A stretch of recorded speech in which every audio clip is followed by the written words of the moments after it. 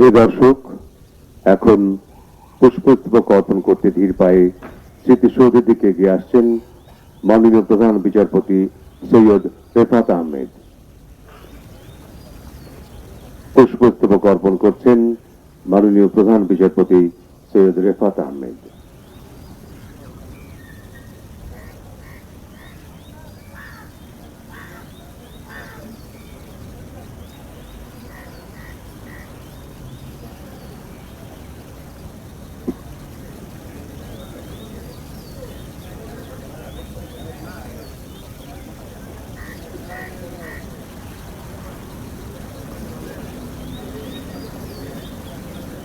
পুষ্পস্তবক অর্পণ করলেন মাননীয় প্রধান বিচারপতি।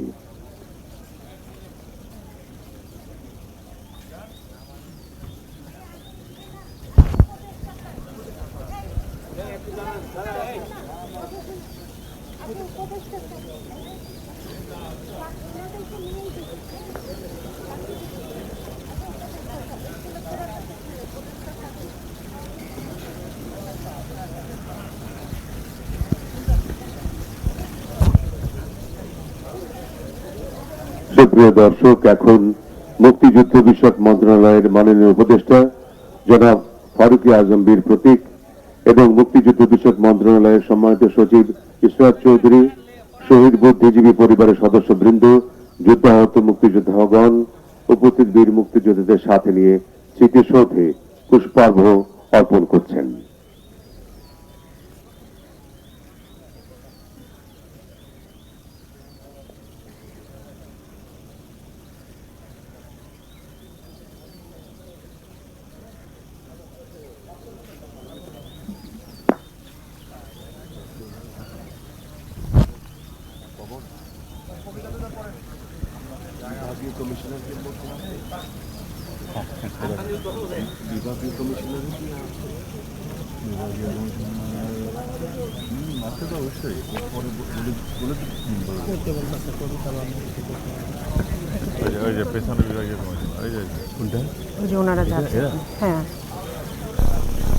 যাওয়ার পর এমনভাবে সব আছে রেগুলেটর দেখা যায় না।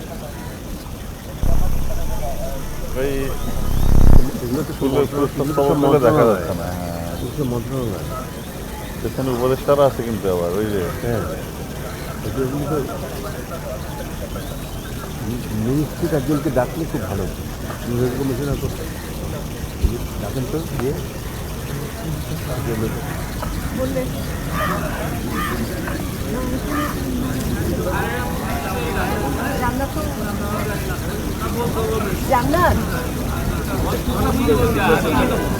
জেলা প্রশাসক আছে, বিভাগীয় কমিশনার না, ঠিক আছে, এটা সেট করে দেন এখন। হ্যাঁ, বিভাগীয় কমিশনার বলতে হবে। কই পবন কই আছে? আগে আসছিল, এখন তো দেখতেছে না, বলতেছে এখন তো দেখতেছে আসছে বলে তাহলে দিবে না ওনারা। দিবে না ওনারা। জেলা প্রশাসক বিভাগীয় কমিশনার নাই?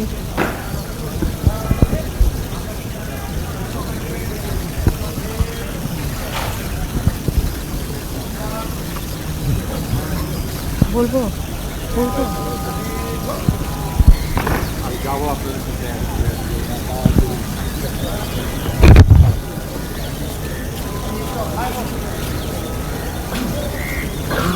সালাম স্যার। স্যার আমরা দেবো না স্যার।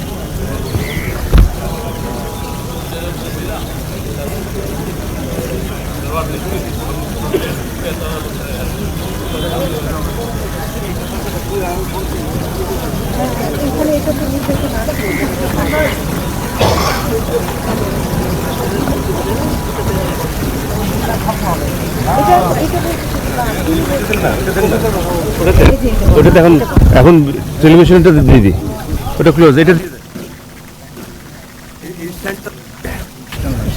আচ্ছা ঠিক আছে, দিতে বলেন, দিতে বলেন।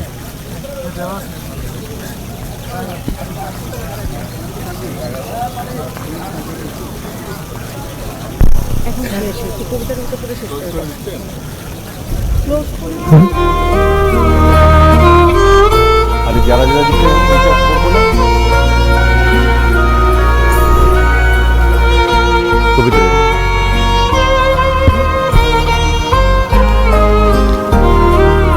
আমি কিংবদন্তির কথা বলছি, আমি আমার পূর্বপুরুষের কথা বলছি।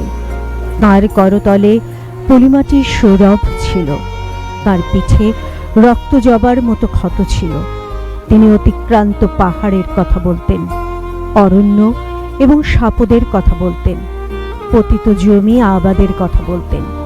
তিনি কবি এবং কবিতার কথা বলতেন, জিহ্বায় উচ্চারিত প্রতিটি সত্য শব্দ কবিতা, কর্ষিত জমির প্রতিটি শস্য দানা কবিতা। যে কবিতা শুনতে জানে না, সে ঝড়ের আর্তনাদ শুনবে।